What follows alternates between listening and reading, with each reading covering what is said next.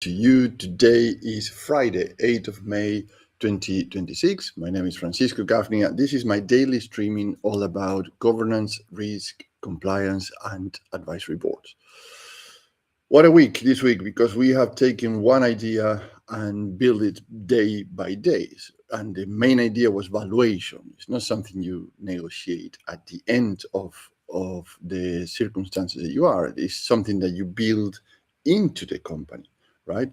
So this is very difficult to understand many times because you say, yes, we are growing, we are raising capital, we are having an increased revenue, though the valuation sometimes start to get diminished or discounted, as they call it, or you say, why this company is valued at 12 million, is a very similar company, same vertical, same similar infrastructure, and ours is 3 millions. What is a big difference in the multiple of the valuation? So there are many things that condition these valuations.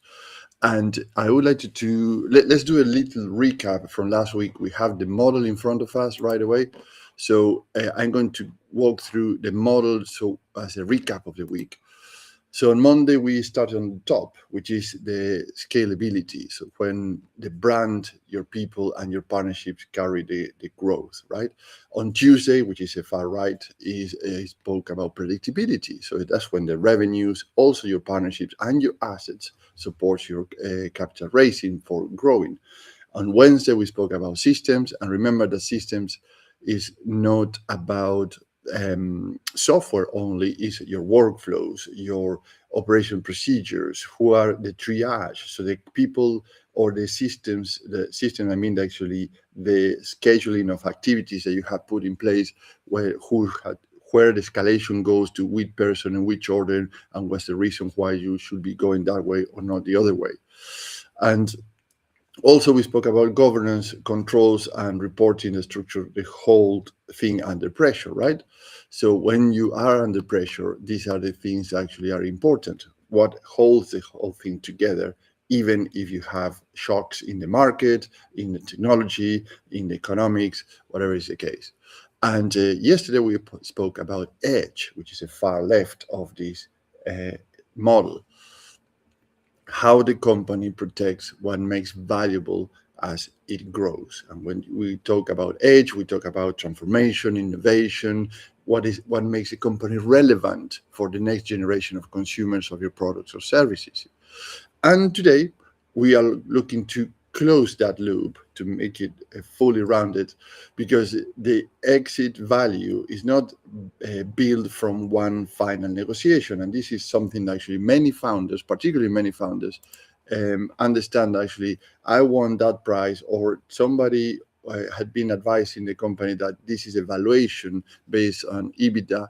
And then when the negotiations start or the due diligence start, unfortunately, that start to shrink or get less and less value. And why is that happening, right? And not only that is people are thinking in exits. Sometimes I give that example is how much value your company in terms of your assets, right? Because, for example, when you're buying a house, you do a deposit, you acquire the house, and then you start to do improvements. And what happened with that? Those improvements start to keep the property at the market value or slightly up the market value, because it's up to current standards, right?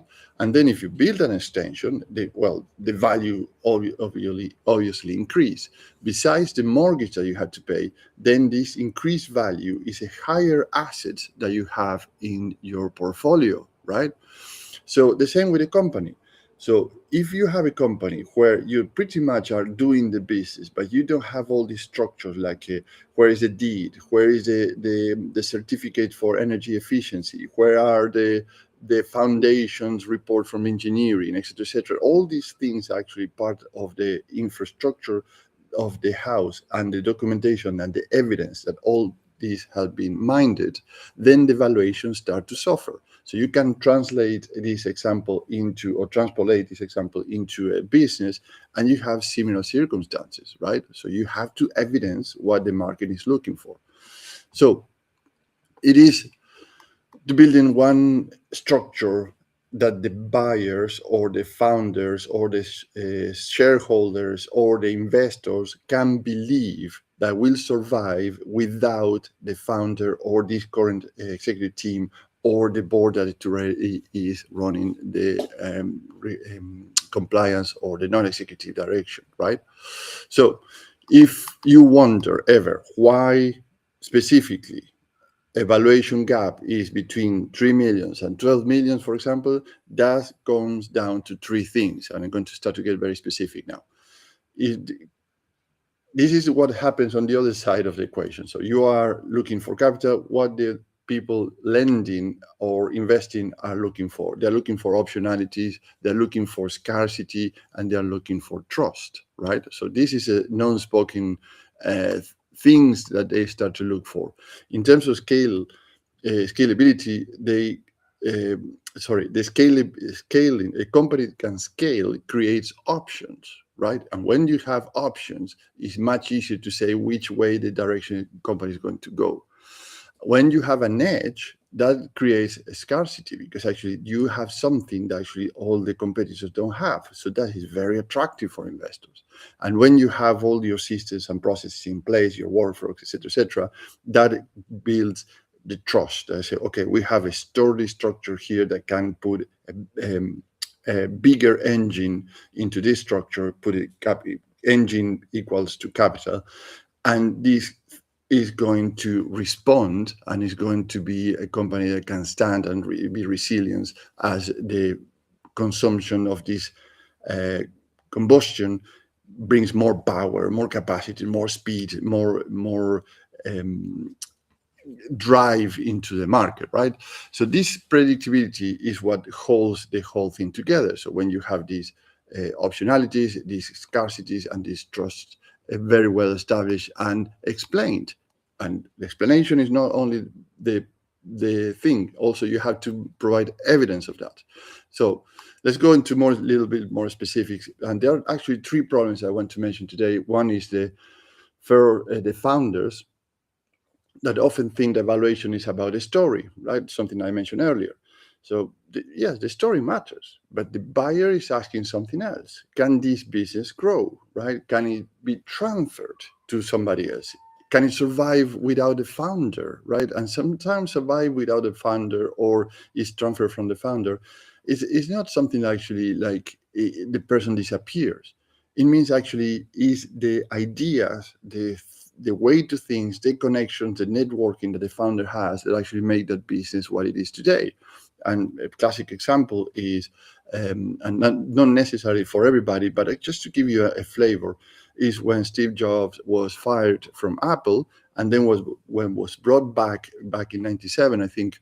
Then the company already continued that line of transformation, innovation, and to bring the company to what it is today.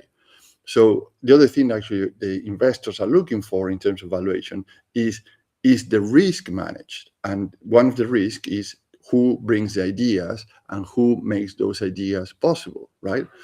So can the buyer do more with the company after the deal happened, right? So if you are exiting, so you're selling your company, or if an investor is coming in, or if you're doing a partnership or joint venture or a bigger distribution deal. So these new people can do more joint venture with you, or actually they are going to drag you into their momentum, and pretty much you're going to be a passenger of them. That doesn't run. That people doesn't like another passenger. They want something that actually helps to pull and growth and scale their own businesses too. So if the answers of these questions are unclear, the valuation of your organization start to get from what I mentioned as an example, from 12 million, go all the way down to 3 millions, and then you start to get agitated. I say, why they are not giving me the evaluation that I'm looking for? Probably all or some of these answers are not very clear or not answered very well. The second thing to consider is the boards often leave valuation readiness too late. And when I say valuation readiness, we spoke along this week, particularly in the portion of predictability on Tuesday. When you're looking into an investor or a strategic acquisition or a partnership or strategic partnership, weak structures start to become very expensive. And what I mean weak structures, we're talking about also in a part of the systems in governance, risk, and compliance. So these things goes together. So is you have messy accounts or unclear intellectual property, or you have too much dependency on certain people or certain areas. So you have weak controls or poor contracts or no contracts. We are discussing a company now that actually have been doing business for the past 40 years. And some of some of the companies that they are doing business for the past 20 years, they don't have a contract in place. So if we are going to acquire a company potentially, what will happen with the relationship of these contracts? Are we going to get business from them again or not? And guess what? If the owner of this company is retiring and is exiting, what will happen with the counterpart on the other side? So if the relationship are between two people that now are retiring, and there is no contract in the middle to these two companies to continue doing business, this other company might say, well, thank you, we have a history together, but now we are going to look into another providers. And what exactly you're acquiring them? We are acquiring a company that can continue doing business with their own install base of customers, or is a company that need to find now new customers because their current relationships are what is holding these businesses together, not the contract. You see how things are start to get a little bit tricky, and I say, well, why am I going to pay premium to this company when actually I will have to restart the whole process of regaining market share because the contracts that are in place are not there, or they should be in place are not there. So many other things actually to consider, like Apache reporting, but you see, these issues do not vanish in due diligence. They start to come to light in due diligence, and this is a very, very tricky situation, because if you have an install base for 30 years and thousands of contacts in your database of customers that have no contracts, how long will it take to recover all these relationships, put them in paper with a contract, the payment terms, etc., based on the past relationships? So it's very difficult. So then you say, well, is this a benefit that we're buying or a risk? Is something actually we can grow? Is something actually we have to step back and start to build up again?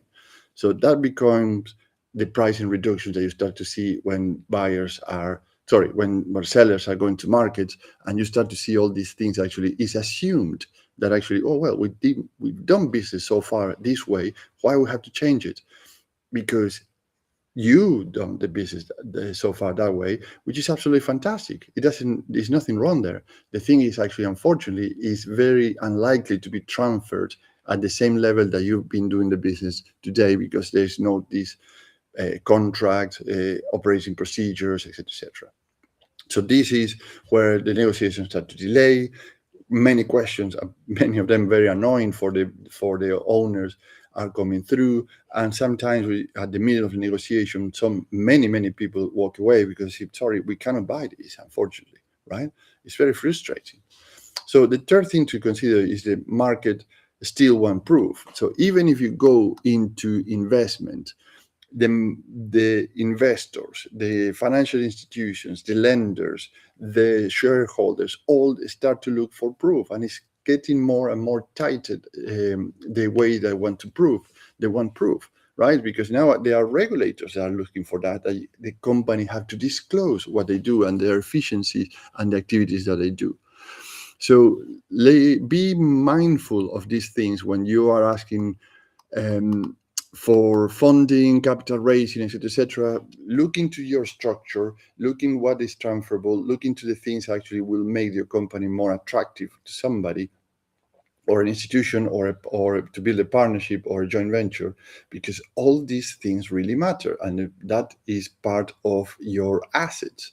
Your valuation is part of the things that actually make it better for somebody else. And you say, why I have to work for somebody else? Because actually that benefits you too at the same time. So in other words, thinking valuation readiness is like preparing a house for the market when you want to sell your house. Back to the example of the house. So yeah, you can do a good job painting, actually put a spotless painting on the house. But guess what? They are going to do due diligence. They are going to check the wiring. They are going to check the piping. They're going to check the heating system, the boiler. They are going to bring a structural engineer to check the foundations, right? So they are going to they are going to look into the roof. Is damp? It is not damp. What happened with the neighbors? Sometimes they're going to ask this question. I don't know if you sold a house before, but I had that in my life where they were the biggest concern was not even the house, was the neighborhood.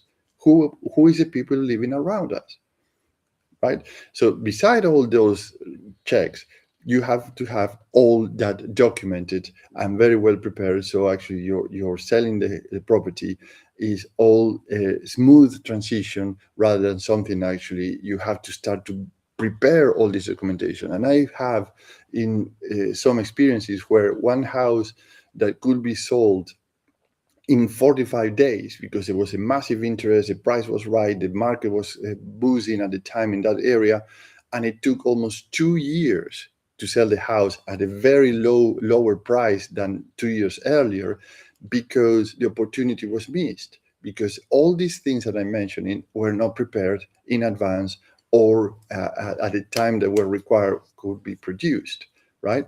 So the same with a company. So if you're looking into sell or look for investment, well, the same with the mortgages. So when you all this documentation also many times is asked for a mortgage lender. So if you're looking for investors in a company or in a house for a mortgage, you will have to produce a certain amount of documentation that you have to make sure that actually is viable the lending of the or the mortgage or for and build an extension, whatever is the case. The same for a company. So what is to round up this week? What's things to consider? I will say that the big question this week could be what should we fix now before the market flags the risk and you start to get a lower valuation, right? So if you are looking into what you need to fix now, there is a methodology, there's a process that I'm going to share with you right now. It's something I do with all my clients, and I hope this brings some value to you right here. So what I will propose to consider is three things. The first one is use this model, the advisory board operating system valuation readiness map, if you want to call it that way. But use these four boxes.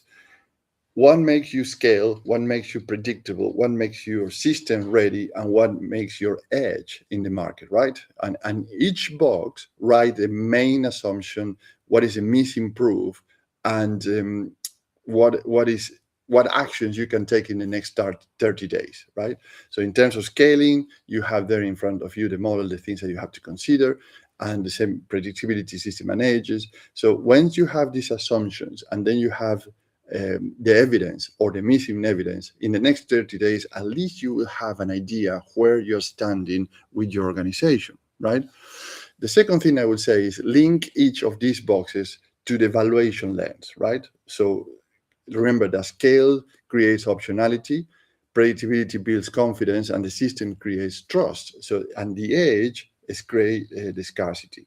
So when you have all these boxes like the scale, predictability, system, and edge, and then you link the boxes to valuations, then you will start to have a better idea how potentially you are prepared or not to raise capital, to ask for a loan, a line of credit, or ask a shareholder for another round of investment, or literally to prepare your company for exit.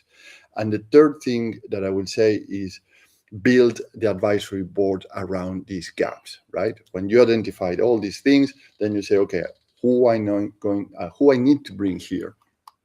So the challenge here is that many companies go to consulting firms or advisory firms, and they start to get very, very expensive because actually they don't know how to ask the needs that they have. And the advisory boards have to be the talents that you need for the times of the process that you're going to follow. Is you can imagine if you're going to hire a very, very high-end executive, and this executive might be used to $100 million euros or pounds or dollars companies, and your company is in the region of 20, 25 million, the gap of thinking is very, very big. So you need experts and capacity that actually satisfy at the stage that you are here with the next step. So that's what I build international advisory boards, right? International because it's a cognitive diversity that we're looking for. How people think in Asia is not the same way that people think in the US, but you have to have these things because you find solutions so creative that is very impressive. Now, if you bring a big talent, it's very good and very good, well done.